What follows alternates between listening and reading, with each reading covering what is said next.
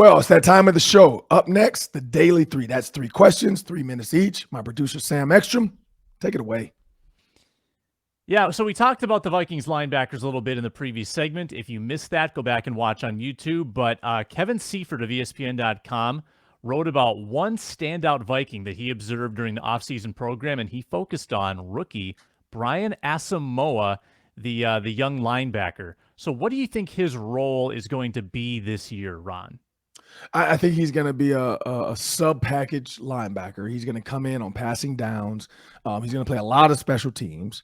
But he's going to be a sub-package guy, and then he's going to be a filling guy too, because when you think about staying fresh, if you have guys that you think you can get out of them what you can get out of other guys, meaning if I put Brian Asamoah in next to Eric Kendricks and I can pull Jordan Hicks out for a minute, and I'm going to get similar production, why not do that? Or vice versa. If I can put Brian Asamoah as like my outside linebacker nickel, and he's going to cover the tight end in this package, call it, and Danielle Hunter now becomes my 5 technique, not my outside linebacker, and I put Brian Asamoah outside of Danielle Hunter, and I can get similar production.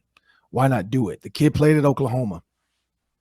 I mean, another group of guys that when you come out of there, you're ready to play. You know, you're well coached. You have a lot of NFL guys out of there as well, from the offense and the defensive side. He went up against the best of the best every week. And again, another guy that when he gets to eating and get to lifting and you grow, because 20 to 21, 22-year-olds, you know, you think you're grown, and then you look like, I look back on myself at 21, 22, and I thought I was grown, and I'm like, man, I look like a little kid. You know, I didn't have facial hair. I mean, I had a little bit of a beard, but didn't really have one. Had a little bit of a mustache. Body was strong, but wasn't like cut up yet. You look at T.O. as a rookie, and then you look at T.O. as a 5th-year guy. I mean, that was night and day as well. That dude was like I don't know if he ate the weights or it just body type. You just get older. You start to mature. A guy like Brian Asamoah, I think that's going to be his role. I think he's going to play a lot. He's going to be a big-time special teams guy, but he's also going to be a big-time sub-package guy that you can bring him in and not have to worry about a drop-off in play like you did some guys in the past.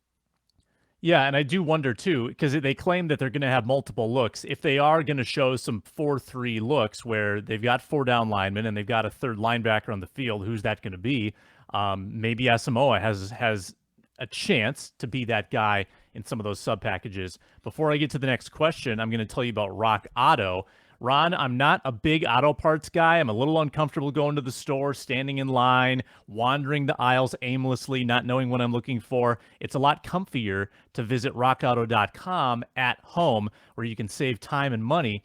And why would you spend 30, 50, 100% more on products in the chain store or car dealership when you can just visit the family business, Rock Auto, and rockauto.com, helping do-it-yourselfers for over 20 years. They've got everything you need: brake parts, tail lamps, motor oil, and even new carpet.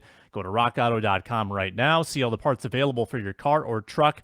Right, Locked On in their How Did You Hear About Us box, so they know we sent you. Amazing selection, reliably low prices, all the parts your car will ever need. rockauto.com.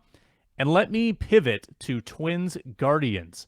The Twins go in 2 games ahead to a 5-game series, and they come out 3 games ahead from the opener, an 11-1 drubbing of the Guardians. Sonny Gray the win. 3 hits from Urshela, 3 hits from Sanchez, including a home run, 3 hits from Kirilloff.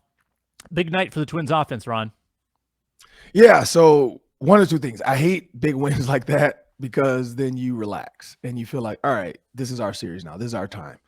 I hope that they just shellac them the next 4 games, because you can literally put a 7-game gap in between you and second. That's a huge mental, like, breath of fresh air. Like, oh my goodness, we can relax now.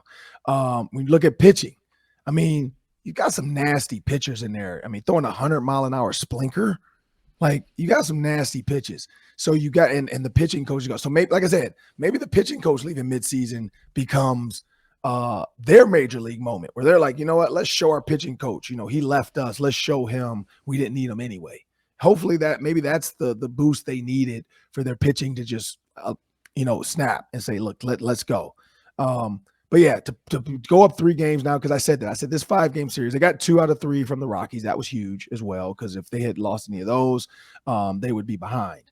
Those 2 out of 3 gave them that 2-game lead, and then they turn around now and got another one from the Guardians. And so these next 4, winning them all would be great, but if they can get 3 out of the next 4, that gives them a breath. That's 6 games ahead in first place.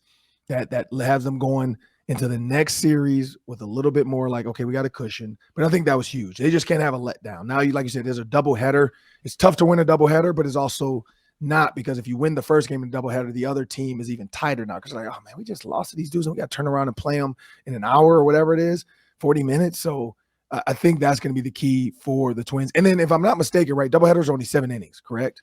I think they changed it back to 9. I think that was a COVID thing, but I think they're back to 9 now. Yeah. Okay. So that's a long day to have to play 2 9-inning games. Because I thought, or maybe it's a run thing. If you have so many runs after 7, maybe they call it. But because I was in Detroit when they did that with the Tigers and the Twins.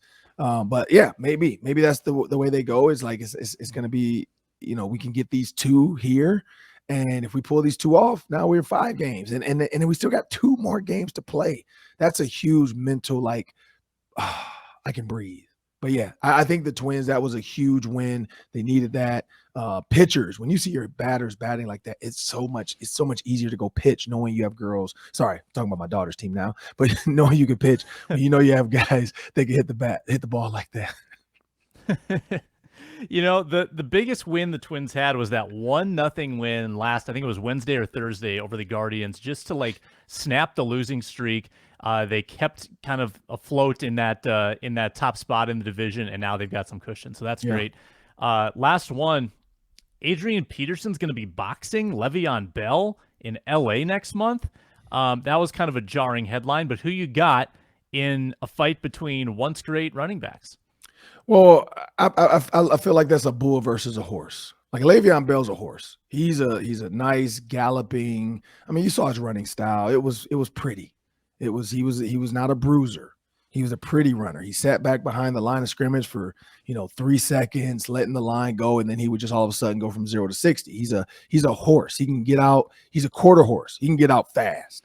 But he's smooth with it. His mane is all, his body is everything smooth. Like he's a smooth quarter horse. Adrian Peterson is a bull. Like, I don't ever seen a bull in the China shop. I don't think they let bulls in China shops, but that's what I imagine when I see Adrian Peterson run. And my guess is, if you're a smooth runner, you're probably a smooth fighter. If you're a bull in the China shop runner, you're a bull in the China shop fighter. Now, 2 things with a bull, though. There's a matador. The matador smooth.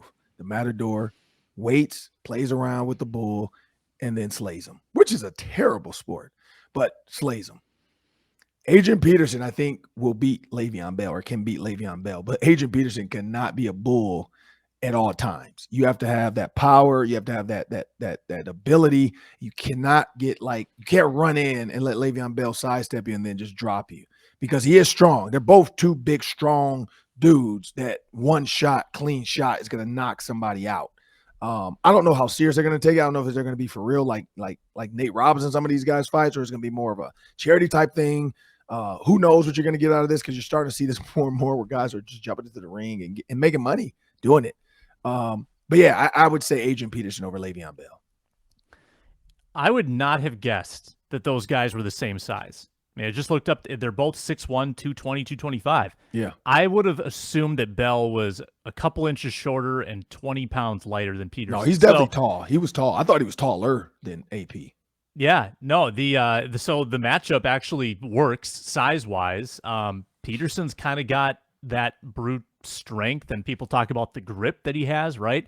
But Bell seems like a little bit more of a bob and weave kind of athletic build, and I'm probably won't watch it, but I'm curious to see what the result is. We'll see the highlights.